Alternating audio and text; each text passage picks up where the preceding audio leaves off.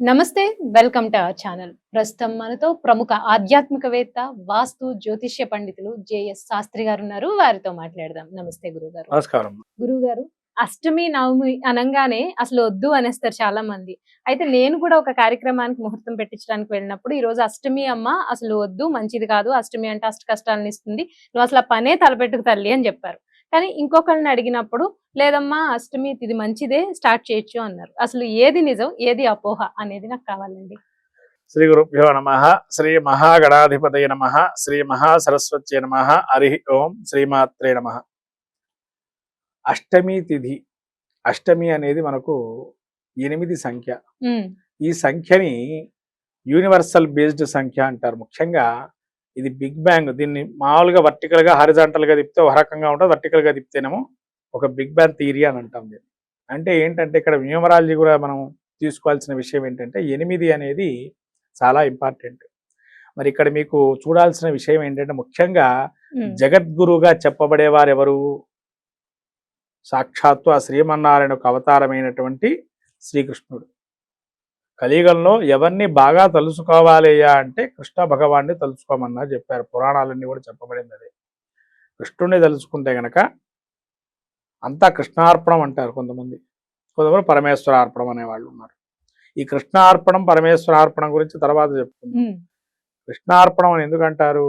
ప్రతి విషయంలోనూ హోమం చేయగానే కృష్ణుని తెలుసుకోమంటారు. హ్మ్. అంటే అష్టమి తిథుకున్నటువంటి అధిష్టాన దేవుడు కృష్ణుడా, కృష్ణుడా? హ్మ్. మరి ఇంకొకరా అంటే దుర్గాదేవి. అసలు శక్తి. మనకు దుర్గాష్టమి అని అనుకుంటాం కదా, అవును. శక్తి దుర్గాష్టమి. స్వరూపం. హ్మ్. అంటే అక్కడ ఇంకొక విషయం ఏంటంటే మన యోగమాయ అని మీరు వినే ఉంటారు. కృష్ణుడు జననానికి ముందర జన్మించినటువంటి యోగమాయ హ్మ్. అంటే ఒక మాయా స్వరూపంలో అమ్మవారు ఉద్భవించి వెళ్ళిపోతూ తర్వాత కృష్ణుడు జన్మిస్తాడు హ్మ్. అష్టమ గర్భాన. హ్మ్.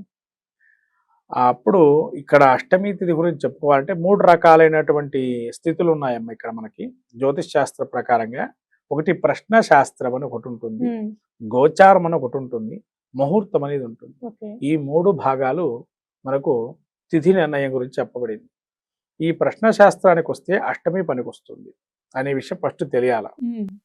ఎందుకంటే కొంతమంది అష్టమి రోజు ప్రశ్న అడగటం ఏంటి అని అనుకునే వాళ్ళు ఉంటారు. ఇవాళ ఎందుకులే అష్టమి రోజు వాళ్ళు అడగద్దు ప్రశ్న అవును. అనుకుంటారు. కానీ అష్టమి రోజు ప్రశ్న అడిగితే చాలా మంచిది. ఓహ్! హ్మ్. తర్వాత గోచారంలో అష్టమి పనికిరాదు అని అంటారు. హ్మ్. అది నిజం. గోచారంలో ఓకే. అష్టమి పనికిరాదు. అంటే ఏదైనా విద్యాభ్యాసం చేసే విద్యార్థులు ఎవరైతే ఉన్నా కూడా మీరు అన్నట్టు కొత్త పనులు అంటే ఇంట్లోకి సంబంధించిన కొత్త పనులు చేయటం అంటే ఇంట్లో వస్తువులు కానీ క్రయ విక్రయాదులు చేసే విషయంలో కానీ ఇంట్లో సంబంధించినటువంటివి ఏవైతే ఉంటాయో వాటికి అష్టమి పనికిరాదు. హ్మ్. అంటే ఇంకా విద్యలో కూడా కొత్త విద్య నేర్చుకునేటువంటి వారికి మొదటిసారిగా అష్టమి వస్తే గనక అది పాత విద్యను మళ్ళీ తిరిగి చదువుకోవడమే తప్ప కొత్త విద్య అనేది ఉండకూడదు. హ్మ్. మళ్ళీ ముహూర్తంలో అష్టమి పనికొస్తుంది. అంటే ఇక్కడ మీరు 3 భాగాలు చేశాం కదా జ్యోతిష్ శాస్త్రంలో. 3 భాగాల్లో మీకేం తెలిసింది? ప్రశ్నలో పనికొస్తుంది, ముహూర్తంలో పనికొస్తుంది. ఎక్కడ గోచారం. పనికిరాదు? గోచారంలో పనికిరాదు. అవును. అంటే ఈ రెండిటికి పనికొస్తుంది. అంటే హ్మ్. ముహూర్తాలు పెట్టుకోవడానికి అష్టమి పనికొస్తుందని దీన్ని హ్మ్. బట్టి అర్థమైంది. అవును. అంటే ముహూర్తం గనక అష్టమి రోజు ఉంటే చేసుకోవచ్చు. తర్వాత గోచారంలో ఏంటంటే కొత్తదైనటువంటి పనులు ఇంట్లోకి తెచ్చుకునే వస్తువుల గురించి, లేదా మీరు చదువుకునేటువంటి చదువుకు సంబంధించి కొత్త చదువు చదువుకోవాలన్నా కానీ హ్మ్. ఆ రోజు పనికిరాదు. కాబట్టి అది వర్జనీయం అన్నారు అష్టమి రోజు.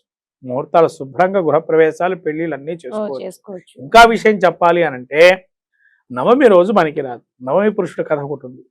నవమి రోజు గనక ఏ పని చేయకూడదని ఉంది. కొత్త చదువు చదువుకోకూడదు. హ్మ్. అందుకనే కానీ నవమి మంచిది అంటారు కదా! మీరు అన్నారు, మీరు ఒక మాట మీకు తెలుసో తెలీదో నానుడు కూడా ఉంది. హ్మ్. ఒక ఇంటి నుంచి ఇంకో రోజు 9వ రోజు పోకూడదు మళ్ళీ ఇంటికి అని అంటారు. అవును. మరి ఎందుకు అక్కడ పెట్టారు హ్మ్. పెద్దలు? హ్మ్. ఇప్పుడు 8 రోజులు అయిన కరెక్ట్. తర్వాత 9వ రోజు 9వ ఇంటికి రోజు వెళ్ళకూడదా అని వెళ్ళకూడదు అంటారు. అంటారు. అంటే అవును. అక్కడ మీరు గమనించాల్సిన విషయం ఏంటంటే అది శాస్త్ర హుహు. ప్రమాణం. హ్మ్. అందుకనే ఎవరైనా ఇంటికి మళ్ళీ 9వ రోజు వెళ్లకుండా 10వ రోజు పొద్దున్న అయ్యేటట్టుగా చూసుకొని వెళ్తారు. అంటే 9వ రోజు తిరిగి యాత్రా ప్రయాణాదులు పనికిరావు. అందుకని నవమి వర్జనీయం అని అన్నారు. అందుకని శ్రీరామనవమి చూడండి, స్వామివారి కష్టాలు ఎన్ని, అది లీలా మానుష చరిత్ర. మనుష్య జన్మ ఎత్తారు, ఆ యొక్క భగవంతుడి యొక్క స్వరూపంగా ఆ యొక్క లీలన్నీ గడిపారు. అందులో అష్టమి కూడా అంతే. కృష్ణుడు జన్మించాడు, చిన్నప్పటి నుంచే అతను ఆ కృష్ణుడి యొక్క స్వరూపాన్ని మీరు చూసుంటారు. చిన్నప్పటి నుంచే రాక్షస సంహారం జరగడం, సృష్టి కార్యక్రమం, లీలా వినోదాలు చూసుంటారు. కాబట్టి ఇంకోటి మీకు నవరాత్రులు అని ఒక దీక్షగా చేస్తుంటారు. మనకు ఏది వసంత నవరాత్రులు అని ఉన్నాయి, మళ్ళీ దేవీ నవరాత్రులు ఉన్నాయి, అన్ని రకరకాల నవరాత్రులు. అంటే 9 రోజులు కూడా ఏది ముట్టకుండా ఉంటారు. ఏకభక్తం చేయటం అంటే 9వ రోజు దీక్ష విరమణ చేయటం అదే రోజు ఉంటుంది పూర్తిగా. అంటే ఆ రోజే దీక్ష విరమణ, దశమి నుంచి మళ్ళీ మామూలు జీవితం గడుపుతాం. అంటే అంత ప్రాధాన్యమైంది నవమి తిథి కూడా. అందుకని ఈ నవమికి అష్టమికి ఉన్నటువంటి సంబంధం ఏంది అంటే, నవమి కన్నా అష్టమి చాలా మెరుగైనటువంటి తిథి. నవమి రోజు అసలు ఏ పని చేయకూడనటువంటి తిథి. కానీ కొంతమంది మహానుభావులు చాలా మంది జన్మించున్నారు ఆ నవమి తిథి రోజు కూడా. కానీ ఏంటంటే వాళ్ళ లగ్న జాతక రీత్యా యోగ అవయోగాలను బట్టి ఉంటుంది. కానీ నవమి తిథి అంతవరకు వర్జనీయంగా చెప్పబడింది కాబట్టి ముహూర్తాలు కూడా నవమి తిథికి ఎక్కువగా ఇవ్వరు. శాస్త్రంలో కూడా మనకు చెప్పబడింది, జ్యోతిష్ శాస్త్రం ముహూర్త దర్పణం, ముహూర్త చింతామణి లాంటి దాంట్లో కూడా నవమి తిథి చాలా తక్కువ కార్యక్రమాలకి చెప్పబడింది, అతి తక్కువ. అష్టమి మాత్రం ప్రతి కార్యక్రమాన్ని చెప్పబడింది. మనకు అష్టమి తిథిని చూసుకున్నట్లయితే నవరాత్రులలో ముఖ్యంగా దుర్గాష్టమి, మనకు అమ్మవారి తిథులుగా అష్టమి రోజు చండీ హోమాలు, సప్తశతి పారణాలు, అవన్నీ కార్యక్రమాలు చేసుకుంటారు. మరి అవన్నీ దేవతా కార్యక్రమాలు చేసినప్పుడు ముహూర్తాలకు ఎందుకు పనికిరాదు? దేవతా కార్యక్రమాలు చేయడానికి మనం వాడుకునేటువంటి తిథిని, అష్టమి తిథిని వాడుకున్నప్పుడు, అంత దేవతా స్వరూపాన్ని ప్రసన్నం చేసుకోవడం మనం వాడుతున్నప్పుడు, కామ్యాలు లేకుండా అయితే కార్యక్రమం ఎవరు చేయరు. ఇప్పుడు 13 చండీ హోమం చేయిస్తారంటే ఏదో కామ్యం ఉండబట్టే చేయిస్తారు, అంతే తప్ప ఏదో వాళ్ళు చేసుకుందాం అనుకున్నామండి అని ఎవరు చేసుకోరు. మాకు ఏది కావాలో దాని గురించి అనే మొదలు చేస్తారు. కాబట్టి ఈ అష్టమి తిథిని మనము ఎంతవరకు వాడుకోవడం అంతా మంచిది. నవమి తిథి ఉన్నారు, అది మాత్రం వాడకూడదు.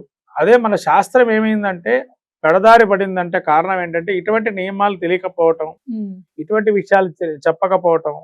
ఇంకా ముహూర్తాలు మనం తీసుకున్నట్లయితేనండి, అమావాస్యలిన పాడ్యం ఏ పని చేయకూడదు అనేది మనకు నానుడుగా, అది చేయము. ఎందుకంటే అమావాస్యతో సమానమైన. మళ్ళీ మనకు కొన్ని తిథులు ఉన్నాయి. ఈ షష్ఠీ తిథి కొన్ని పనులకు పనికి వస్తే, కొన్ని పనులకు పనికి రావు. షష్ఠీ తిథి కూడా అంతే.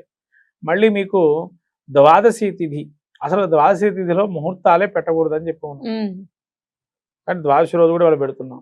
పౌర్ణమి అసలు పుణ్య తిథి, అసలు పెట్టేయకూడదు అది ముహూర్తం. అటువంటి వాళ్ళ ముహూర్తాలు పౌర్ణమి కూడా పెడుతున్నారు. ఇవాళ మీరు చూసినట్టయితే ఇన్ని రకాలైన ముహూర్తాలు వాళ్ళకి తారాబలాలు కుదిరినాయని, వాళ్ళకి లగ్న బలాలు కుదిరినాయని.